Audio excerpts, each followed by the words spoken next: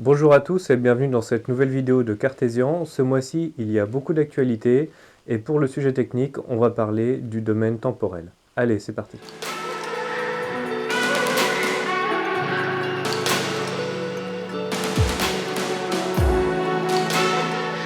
Le premier sujet d'actualité pour ce mois-ci, c'est le kit qui utilise le Sub 120 VHP-F et le TWT28 VHP. Vous avez été plusieurs à nous demander des nouvelles de ce kit, alors on est en train de travailler sur l'ébénisterie avec tous les haut-parleurs de façon à vous proposer un kit qui soit accessible à tout le monde. Donc on essaye de simplifier l'assemblage de l'ébénisterie. L'idée c'est vraiment de vous offrir un kit avec tout, le filtre passif déjà assemblé monté sur PCB, le bornier, les haut-parleurs bien sûr, et les planches découpées, usinées, prêtes à coller. On pense, comme prévu, pouvoir fournir ce kit pour la fin du printemps. On travaille également en parallèle sur d'autres kits qui seront accessibles avec le schéma du filtrage et les plans pour l'ébénisterie, mais cette fois-ci, ce sera aux passionnés de décider comment découper les planches et comment les assembler. Donc ce sera déjà pour les plus initiés d'entre vous. Et puis après, il reste toujours la possibilité aux passionnés d'imaginer des enceintes de toutes pièces à partir des haut-parleurs que l'on propose. Le deuxième sujet sur lequel je souhaite revenir ce mois-ci, c'est les haut-parleurs de 12 pouces. Nous avons commencé à travailler dessus. Les premiers prototypes sont assemblés ici. Il a d'ailleurs un nom, c'est le WOM 300V DIY. Comme ça, il n'y a pas d'ambiguïté. On comprend que c'est un haut-parleur qui est vraiment dédié aux passionnés. Et nous nous sommes donné 4 objectifs pour ce haut-parleur suite à tous les commentaires que nous avons reçus. Le premier objectif, c'est la fréquence de coupure basse. On a retenu 35 Hz pour la fréquence de résonance. Ça nous semble un bon compromis pour conserver un volume de charge qui ne soit pas trop grand et qui reste exploitable dans une salle domestique. Le deuxième critère, c'est la fréquence de coupure haute. Alors on a compris que beaucoup d'entre vous souhaitent faire une enceinte 2 voix avec un haut-parleur de 12 pouces, donc raccordé typiquement avec une chambre de compression entre 1 et 1,5 kHz, ce qui nécessite d'avoir une réponse en fréquence qui soit propre jusqu'à environ 2 kHz. Donc deuxième point, la fréquence de coupure haute, 2 kHz. Le troisième critère qu'on a retenu, c'est la sensibilité. On a décidé de vous proposer un haut-parleur avec une sensibilité d'au moins 93 dB pour 2,8 volts à 1 mètre. Ça nous semble plutôt une bonne sensibilité, c'est un bon compromis pour que le haut-parleur descende bas, qu'il n'ait pas un grand volume de charge et puis qu'il ait quand même les avantages qu'on peut attendre d'un haut-parleur de 12 pouces. Le quatrième critère, c'est le prix. Comme ce haut-parleur est destiné aux passionnés, on souhaite qu'il soit accessible au plus grand nombre d'entre vous. Et donc on se fixe un prix maximum de vente chez tous les haut-parleurs à 250-260 euros pièce. On va faire tous les efforts possibles pour mettre nos technologies dans le circuit magnétique, les suspensions et la membrane, tout en conservant ce prix public qu'on estime raisonnable autour de 250 euros pièce. Voilà, donnez-nous vos retours sur ces premiers éléments. Et puis, si la plupart d'entre vous conviennent que c'est une bonne idée de continuer, eh bien, nous continuerons à travailler sur le sujet ce mois-ci. Et le mois prochain, nous vous présenterons les premières images du haut-parleur et les paramètres Thiel-Small. Le dernier sujet pour les nouveautés de ce mois-ci fait suite au live YouTube que l'on a fait le mois dernier avec Toys Audio, au cours duquel nous avons parlé du WOM 250 VHE, et cela a engendré beaucoup d'emails, beaucoup de questions au sujet de ce haut-parleur, donc je voudrais ici répondre à toutes ces questions en une fois. Pour cela, je vais faire un petit peu la genèse du haut-parleur, expliquer d'où il vient et vraiment ce que c'est. Tout a commencé avec un constat qui est que en hi-fi, on privilégie les haut-parleurs de grand diamètre pour avoir un grave de bonne qualité, c'est-à-dire un grave qui descend très bas, avec du niveau, de l'impact et qui conserve toutes les nuances du grave. Et le roi dans le domaine, c'est le haut-parleur de 15 pouces. On s'est donc demandé ce qui faisait qu'un haut-parleur de 15 pouces était très souvent meilleur qu'un haut-parleur de plus petit diamètre pour reproduire le grave dans un environnement domestique. La réponse qu'on a trouvée, l'hypothèse que l'on a fait, c'est qu'un haut-parleur de 15 pouces, pour reproduire environ 100 dB dans un environnement domestique, il reste toujours dans sa zone linéaire, c'est-à-dire que son facteur de force, la raideur de ses suspensions et son inductance restent parfaitement constantes pour l'excursion qui correspond à 100 dB, c'est-à-dire plus ou moins 2 mm environ.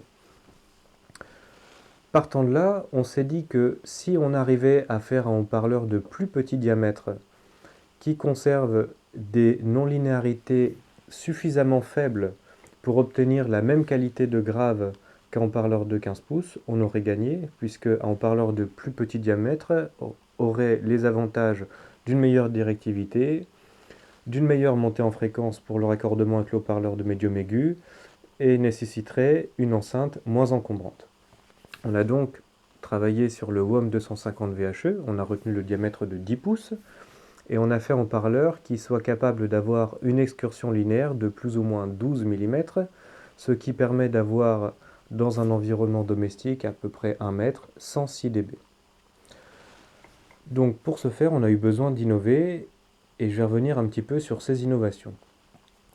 Tout commence avec son circuit magnétique qui utilise 10 aimants néodyme du plus haut grade disponible actuellement, le N48H, et 10 intercalaires en aluminium qui permettent de démoduler les courants induits dans la bobine.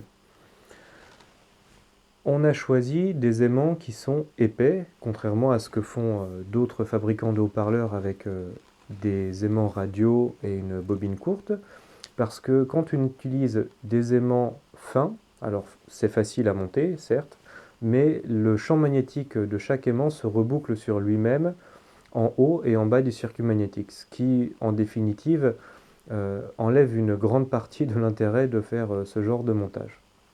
Donc nous, on a des aimants qui sont extrêmement épais et qui ont nécessité le développement d'un outil spécifique pour monter chaque aimant chargé individuellement dans le circuit magnétique. Il faut quasiment une demi-journée pour assembler un circuit magnétique. Chaque haut-parleur est assemblé à la main par la même personne de A à Z, et chaque WOM 250 VHE est livré avec son rapport de mesure Clipel. Pour le reste du haut-parleur, on a une bobine sur support en titane pour laquelle on vient ajouter des bandes qui permettent un meilleur collage du spider et de la membrane, mais aussi d'amortir le matériau titane là où il faut. On a une bobine qui ne fait que 9 mm de hauteur, qui est faite d'une seule couche, donc on a une inductance qui est très très faible, on a une masse mobile qui reste très faible. À titre de comparaison, toute la masse de tout l'équipage mobile du WOM 250 VHE est équivalente à la masse de la bobine seule d'un subwoofer qui aurait 80% des capacités d'excursion du WOM 250 VHE. Enfin, la membrane est traitée à la main en France. Elle est faite d'un papier qui est pressé plus à sa surface qu'à l'arrière. Et le cache-poussière est fait en CGF, notre matériau propriétaire 10 fois plus rigide que la fibre de carbone, de façon à obtenir une coque rigide, comme si c'était une seule pièce, qui a une linéarité exemplaire jusqu'à environ 1,5 kHz et qui facilite grandement le raccordement avec par exemple une chambre de compression 1 pouce. Alors un haut-parleur exceptionnel comme celui-ci, bien sûr, a un coût, c'est environ 1 200 € pièce, mais c'est un haut-parleur qui est unique sur le marché, qui permet de faire une enceinte de très grande qualité, sans compromis, avec un volume qui reste raisonnable. Ça nous a permis de valider l'hypothèse selon laquelle on pouvait faire un grave de très grande qualité tant que l'on conservait des non-linéarités extrêmement faibles. Donc c'est un point important, et aujourd'hui il y a d'autres fabricants qui sont arrivés à cette conclusion. Ça nous permet aussi de valider certaines technologies et de nous inciter dans le futur à améliorer ces technologies pour les rendre plus accessibles. On s'en reparlera dans quelques mois. Voilà pour les nouveautés, on va parler du sujet technique.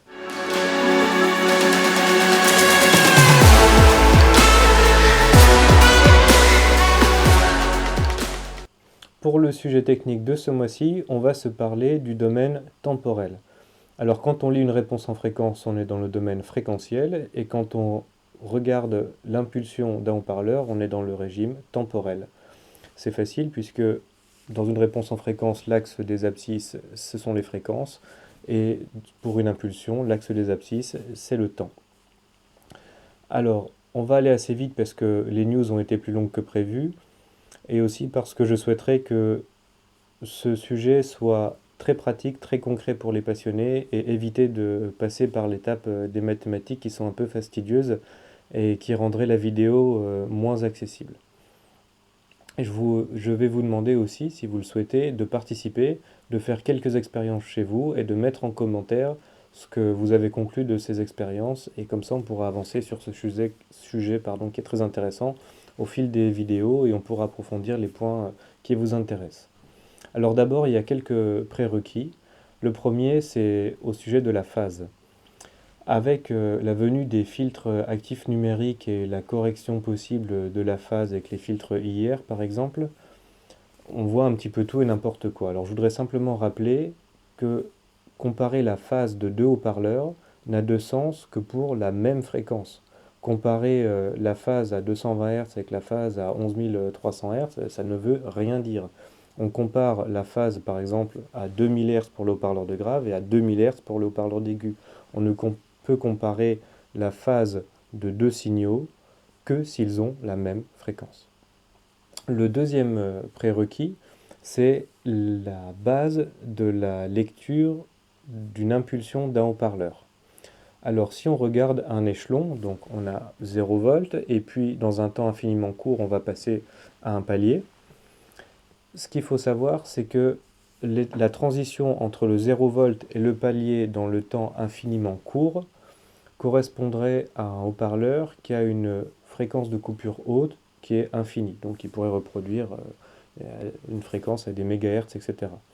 Donc si on regarde le temps de montée de l'échelon, le temps que met le haut-parleur pour passer de ces 0 volts au sommet de l'échelon, on a la fréquence de coupure haute du haut-parleur. Ensuite, le palier, ça correspondrait à une fréquence infiniment basse, donc là c'est du continu, ça n'a pas physiquement de sens, mais c'est l'esprit de la théorie si vous voulez. Donc ce qu'il faut regarder, c'est le temps que met le haut-parleur pour retourner à l'origine pour obtenir la fréquence de coupure basse. Si pendant la redescente de l'échelon, on a des pics qui remontent, cela signifie qu'à ce moment-là, le haut-parleur émet des fréquences parasites, souvent autour du fractionnement du cône. Donc ça, c'est les éléments de base pour comprendre le régime impulsionnel d'un haut-parleur. Et quand vous regardez les différentes impulsions avec ces quelques éléments, vous pourrez voir si un haut-parleur il monte haut en fréquence, s'il descend bas en fréquence, s'il est amorti ou pas, puisque s'il a des oscillations qui se prolongent pendant trop longtemps, ça veut dire que le haut-parleur est sous-amorti. Et s'il y a des remontées dans la descente avec des petits pics, ça veut simplement dire que que la membrane a des fréquences de fractionnement qui ne sont pas maîtrisées et que le son sera coloré. Alors, quand on a compris comment fonctionnait le régime impulsionnel, on comprend ce qu'il faudrait pour qu'une enceinte de voix ait les deux haut-parleurs qui soient temporellement alignés. Ça veut dire que la somme de la réponse impulsionnelle du haut-parleur d'aigu et du haut-parleur de grave devrait reproduire l'échelon avec la montée comme ça ou s'en approcher le plus possible. Donc ça vous donne un indice sur, ça vous donne pas un indice, ça vous donne la méthode pour aligner les haut-parleurs en phase lorsque vous lisez la réponse impulsionnelle.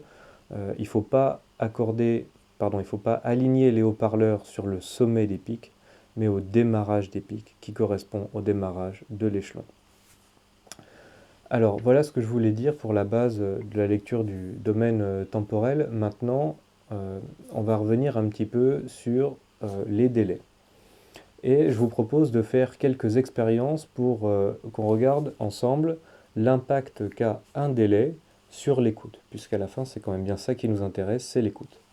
Alors ce que je vous propose de faire, maintenant que les DSP sont très accessibles, c'est de prendre deux haut-parleurs avec un même signal, donc en mono, et sur soit l'enceinte gauche, soit l'enceinte droite, disons l'enceinte gauche, vous allez ajouter un retard. Alors, par exemple, vous faites jouer les deux haut-parleurs à gauche et à droite à 200 Hz, et vous mettez un retard sur l'une des deux enceintes. Et vous mettrez en commentaire ce que vous constatez.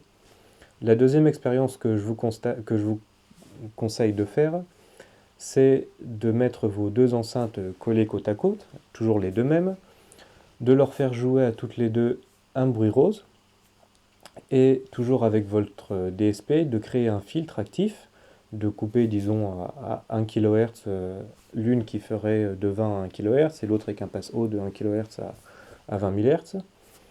Et pareil, sur l'enceinte gauche, vous allez ajouter un retard. Et vous allez mettre en commentaire qu'est-ce que vous entendez.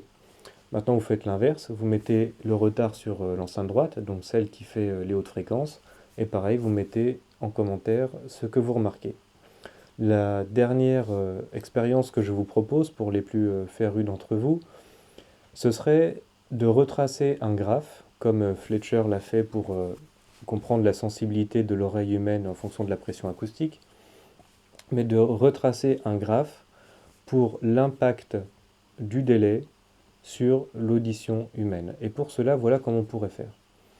Vous pourriez mettre toujours deux enceintes qui jouent la même fréquence et de mettre un délai progressivement jusqu'à ce que vous entendiez qu'il y ait une des deux enceintes qui fasse moins fort que l'autre.